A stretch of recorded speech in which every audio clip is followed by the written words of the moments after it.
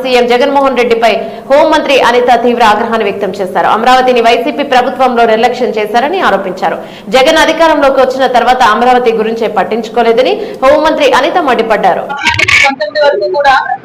చంద్రబాబు నాయుడు గారు సీఎం గా ఆ రోజు 33,000 ఎకరాల భూమిని కూడా ఆ రోజు అమరావతికి కేటాయించడం, అదేవిధంగా ఎంతో మంది రైతుల తాలూకా త్యాగ ఫలితం అమరావతి, ఎంతో మంది మహిళా రైతులు కూడా ఆ రోజు బయటకు వచ్చి త్యాగాల ఫలితమే ఈ రోజు అమరావతి పునర్నిర్మాణం కూడా మనందరికీ కూడా తెలుసు.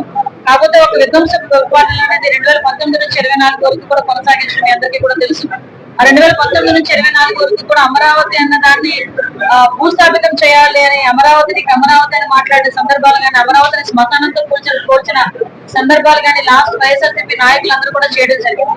కానీ ఎక్కడా కూడా చిన్న తొలగకుండా బెరగకుండా, ఎక్కడ కూడా నీరు కారకుండా పోరాటం చేద్దామన్న ఉద్దేశంతో అమరావతి రైతులతో పాటు ఆంధ్రప్రదేశ్ ప్రజలందరూ కూడా బయటకు వచ్చి అమరావతి రాజధానిగా కొనసాగాలని ఆ రోజు మహిళా రైతుల దగ్గర నుంచి చిన్నపిల్లల దగ్గర నుంచి ప్రతి ఒక్కరు కూడా బయటకు వచ్చి ఆ రోజు పోరాటాలు చేశారు.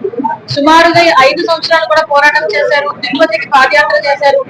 మళ్ళా అరసవల్లికి పాదయాత్ర చేసే సందర్భంగా రామచంద్రపురం వరకు చేయడం జరిగింది. ఈ నేపథ్యంలో కొన్ని వందలాదిగా కేసులు కూడా వాళ్ళ మీద ఈ రోజు వరకు కూడా ఉన్నాయి. అటువంటి సందర్భం నుంచి ఈ రోజు మన గౌరవ ముఖ్యమంత్రి గారు చంద్రబాబు నాయుడు గారు మన ఎన్డీఏ కూటమి అధికారంలోకి వచ్చిన తర్వాత మొట్టమొదటిసారిగా అమరావతిని పునర్నిర్మాణం చేసుకోవాల నేపథ్యంలో మన నరేంద్ర మోడీ గారితో సంప్రదింపులు జరిపి కేంద్రంతో సంప్రదింపులు జరిపి కేంద్రం నుంచి కూడా నిధులు చేపట్టడం జరిగింది. ఈ రోజు దాని నేపథ్యంలో రేపు నరేంద్ర మోడీ గారు రావడం అనేది చాలా శుభ పరిణామం. ప్రతి ఒక్క ఆంధ్రప్రదేశ్ ప్రజలు కూడా వేయికలతో వేచి చూస్తున్న ఒక సందర్భం, పండుగ నాటి వాతావరణం. ఆ పండుగకి ప్రతి ఒక్కరు కూడా భాగస్వాములు అవ్వాలి. చరిత్రలో నిలిచిపోయి అమరావతిలోని మేము కూడా భాగస్వాములు అవ్వాలని ఆంధ్రప్రదేశ్ ప్రజలతో పాటు తెలుగు వాళ్ళందరూ కూడా ఈ రోజు ముందుకు రావడం మనందరం కూడా చూస్తున్నాం. ఈ రోజు రేపు జరగబోయే కార్యక్రమం ఎక్కడా కూడా ఎటువంటి ఇబ్బందులు కలగకుండా, ప్రజలకు ఎటువంటి అసౌకర్యం కలగకుండా చూసుకునే బాధ్యత ఈ రోజు గవర్నమెంట్ తీసుకుంటుంది. దానిలో భాగంగానే ఈ రోజు గన్నవరం నియోజకవర్గానికి ఇక్కడికి రావడం జరిగిందండి. ఆల్రెడీ ఎమ్మెల్యే గారు అన్ని సౌకర్యాలు కూడా చూశారు, అన్ని ఏర్పాట్లు కూడా చేస్తున్నారు.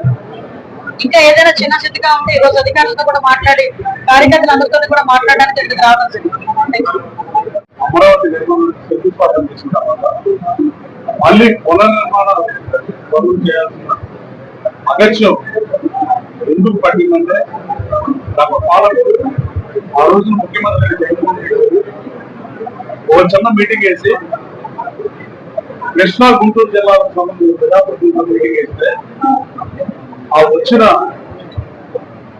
33 మందిలో 4 ఈ రాజధాని మార్పులు వ్యతిరేకించారు. మైలవరం సాధించిన ఇక్కడ విజయవాడలో ఉన్న నేను 4 ఆనందం వ్యతిరేకించాను. కానీ మూర్ఖ వైఖరితో ఎక్కడ రాజధాని మార్చుతుందండి. సౌత్ ఆఫ్రికాలో 3 రాజధానులు చేస్తాం, బడ్జెట్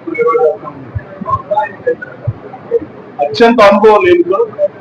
చాలా మంది ముఖ్యమంత్రులు అయ్యారు. మంత్రివర్గంలో మంత్రిగా కూడా పనిచేస్తున్నారు చాలా మంది.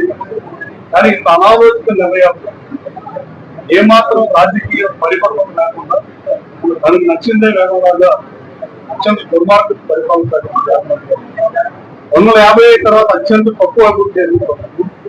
అలాగే వైనాట్ 175 నాడే మన సిద్ధమైన కోసం రాజధానులు ఉన్న అమరావతి రాజధాని తీసేస్తామని చెప్పి ఇంచు కూడా తలలేదు. 5 సంవత్సరాల పూర్తి పదవి కాలాన్ని అమరావతిని మార్చడానికే కేటాయించి ఒక్కడు కూడా ముందుకేయలేదు. కానీ ఈ రేపొద్దున ఆరంభించే పునర్నిర్మాణ పనుల్లో 49,000 కోట్ల రూపాయలతో అమరావతి 2 సంవత్సరాలు నడిపితే అభివృద్ధి చెందిన నగరంగా, టాప్ క్లాస్ సిటీగా, ప్రపంచంలో ఇన్కమ్ జనరేట్ చేసే సిటీలో ఒకటిగా రూపొందుతుంది. ఈ ఫ్యూచర్ లో ఎవరన్నా 5 ఏళ్ళ కోసం ఇన్కమ్ కంట్రీ కాబట్టి 10 ఏళ్ళు, 20 ఏళ్ళు, 30 ఏళ్ళ తర్వాత ఎవరైనా మోక్షంగా రాజకీయ బాగుంటుందన్న ఆలోచనలో కూడా ఎవరికి రాని రీతిలో ఎన్డీఏ గౌరవ ముఖ్యమంత్రి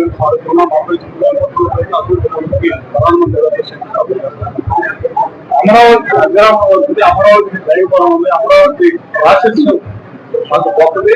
ఎప్పుడూ ఆంధ్రవంశీయులు, శాతవాహనులు, యక్షవాహులు పరిపాలించే రాజధాని ధర్మకోట నగరాన్ని క్యాపిటల్ గా ఉంటుంది. రాజా వాసే రంగాన్ని 100 సంవత్సరాలు 18 పరిపాలించారు. అసలు ఆ రోజు దాదాపు 70 రూపాయలు